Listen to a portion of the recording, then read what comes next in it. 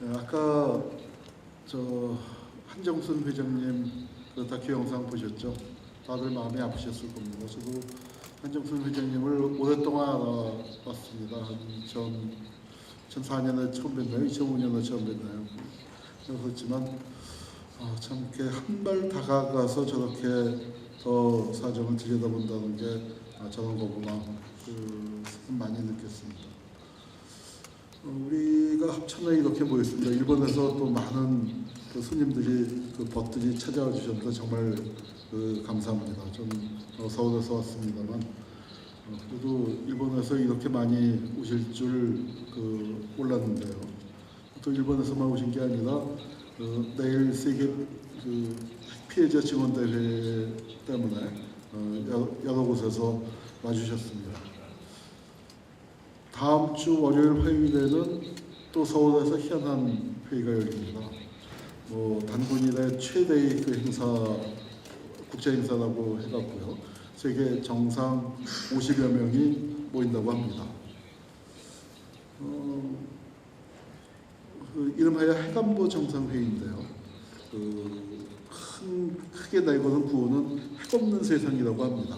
아이고, 세계 정상 50명이 모여서 핵 없는 세상을 만들자고 마음만 먹으면 금방이죠. 요즘 우리 개콘에 유행하는 사막의 유치원처럼 핵 없는 세상 만들기 참 쉽죠. 미국에 없애버리면 됩니다. 미국이 선언하고 그 절차에 들어가면 됩니다. 미국이 없앴다고 하면 러시아, 중국 안 없앨 수가 없죠. 핵발전소 그래. 당장 멈추지고 다 없애진 않는데도 지금 수명 다하는 것부터 하나씩 둘씩 닫기 시작하겠다. 더 짓지 않겠다. 선언하면 됩니다. 근데 그거 안 한대요.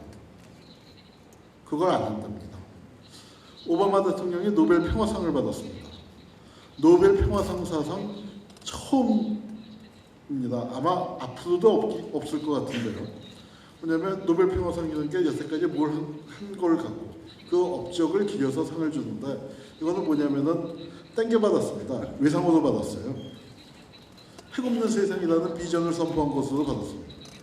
그런데 그걸 오바마가 얘기한 게 뭐냐면은 서울에서 인천 간다고 치면은요. 간단하죠. 종로에 가서 지하철 집어타면은 그냥 바로 인천까지 갑니다. 근데 그걸 놔두고 김포공항 가서 비행기 타고 베이징 가서 베이징에서 기차를 타든지 자동차를 타든지 또 천재를 거쳐서 다리인으로 가서 거기서 배 타고 인천으로 들어오는 코스. 뭐로 가도 서울만 가면 된다고 했으니까 그것도 가능하려는 건 모르겠습니다. 그런데 왜 그렇습니까? 왜 그런 짓을 합니까? 여러분 해관보 정상회의에 모여서 어떤 거 얘기한다고 하는지 그 의지 아십니까? 우리가 해관보 정상회의, 핵 문제를 갖고 모인다고 하면은 핵무기 어떻게 해체할 것인가? 후쿠시마에서 사고 났는데 그거 어떻게 막을 것인가? 그 피해를 어떻게 재발 방지할 것인가? 이게 일반인의 상식이죠. 이게 일반인의 상식입니다. 그런데 그런 걸 얘기하는 게 아니라 여러분 헐리우드 영화 많이 보셨죠?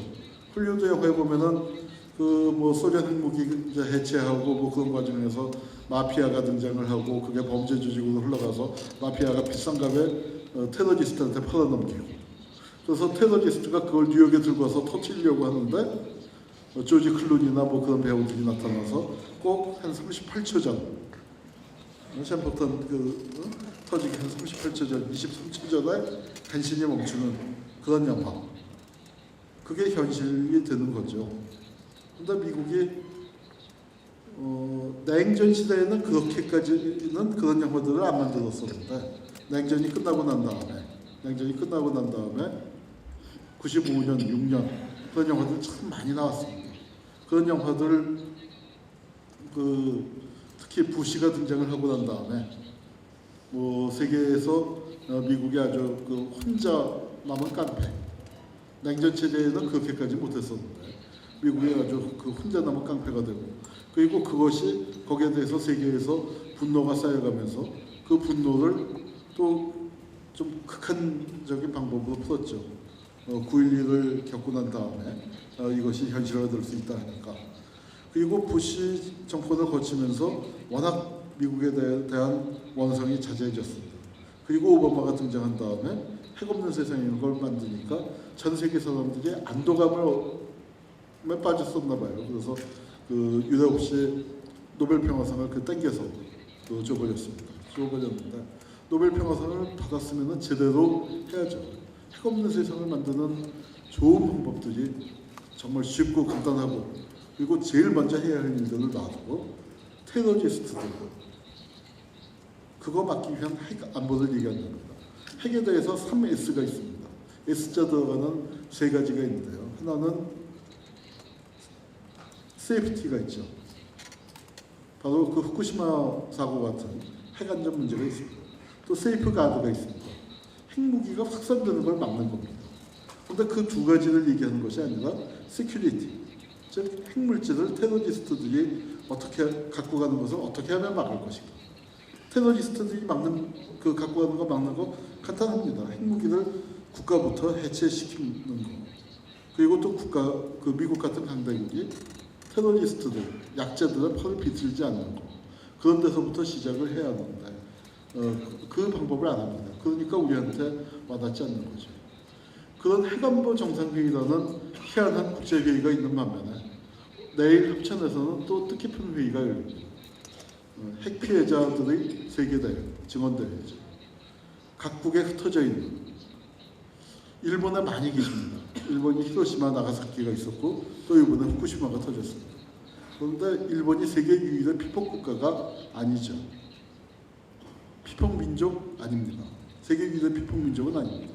히로시마, 나가사키에서도 우리가 수만 명의 조선인들이 피폭당했습니다. 잊혀져 있었죠. 그런데 그분들의 목소리를 들어보자는 거예요. 비키니 섬에서, 체르노빌에서 우리가 다 모였습니다. 여러 동네에서 사람들이 모였지만 저는 그렇게 생각합니다. 히로시마, 나가사키 1945년에 원폭이 어디 떨어졌습니까? 히로시마에 떨어졌습니까? 나가사키에 떨어졌습니까? 구체적인 지명을 들고 얘기한다면 그렇게 얘기할 수 있을 것입니다. 일본에 떨어졌습니까? 저는 그렇게만 얘기할 수는 없다고 생각합니다. 미국이 어디에다가 원폭을 떨어뜨렸습니까? 저는 인류의 머리 위에 떨어뜨렸다고 생각을 합니다. 전 인류적인 재앙이었습니다. 후쿠시마 사건이라고 우리가 보통 얘기를 합니다만 저는 거기서 핵발전소가 폭발한 것은 우리 인류 모두에게 방사능을 쏘인 거라고 생각을 합니다. 우리가 그런 관점, 지역의 문제만이 아니라 전 인류적인 관점을 회복하는 것이 시급하다고 생각합니다. 한국에서도 그렇습니다. 핵발전소 문제에 대해서 관심을 갖는 사람들이 어디 있습니까? 울진 삼척 부근에, 영덕에, 또 고리에서 사고 나니까 고리 부근에, 또 월성 부근에, 월성 경주 방패장 그거 흔들흔들하고 땅에서 재수 쏜다고 하니까 월성에 많이 계십니다. 근데 어떻습니까? 서울에, 제가 서울서 왔습니다만 서울에서 핵발전 문제에 대해서 자기 문제로서 관심을 갖고 있는 사람 많지 않습니다. 이것을 어떻게 극복할 것이냐, 지역적 관점을 어떻게 극복할 것이냐, 이게 대단히 중요하다고 생각합니다. 아까 한정수 회장님 다큐멘터리에서 저는 제일 인상적인 장면이에요. 물론 오늘 이 모임이 끝나고 한정수 회장님의 춤을 구경하고 싶은 마음도 있습니다만 그 프로그램에서 제일 인상적인 장면이 왜 피폭자 2세 세 분이 모여서 이야기하는 장면이죠. 거기서 우리 진경수 회장님이 휴지권에서 한 장씩 돌리는 장면 있지 않습니까? 자기도 울면서 울지 말라고 왜 울어 하면서 서로 휴지를 나누는 그 장면. 그리고 손잡는 장면들. 그게 바로 고통의 연대라고 생각을 합니다. 아픈 사람들끼리 손잡는 거. 거기서부터 시작입니다. 서로 눈물 닦아주는 거, 휴지 한 장 건네주는 거. 바로 그런 데서부터 우리가 시작해야 하지 않을까 생각합니다. 그런 시작이 바로 아까 서경식 선생님도 말씀하셨고 홍성남 선생님도 말씀하셨지만 어떻게 하면은 이 아주 불길한 이 핵발전소가 확산되고 수명이 다한 핵발전소의 목숨을 연장해서 고장나기 일보 직전에 기계들을 돌리다가 사고 나서 또 터져버리고 그런 재앙이 다가오고 있는데 그것을 어떻게 우리가 막아내야 할 것인가. 바로 그런 고통받는 사람들의 모습에 한 발짝 다가감으로써 그 고통을 우리가 느끼고 다시는 이런 일이 일어나지 않아야겠다라는 것을 우리가 확산하는 작업입니다. 여러분, 저는 그것이 한국 사회의 중요한 과제로서 제기되고 있다고 생각합니다. 그리고 그것은 세계사적인 과제이기도 합니다. 우리가 전 세계의 99%가 우리가 주인이다를 외치고 있지 않습니까? 핵 문제로 이익을 보는 자들은 누굽니까? 핵마피아들. 0.0001%밖에 안 되는 핵마피아들이 이익을 보고 있습니다.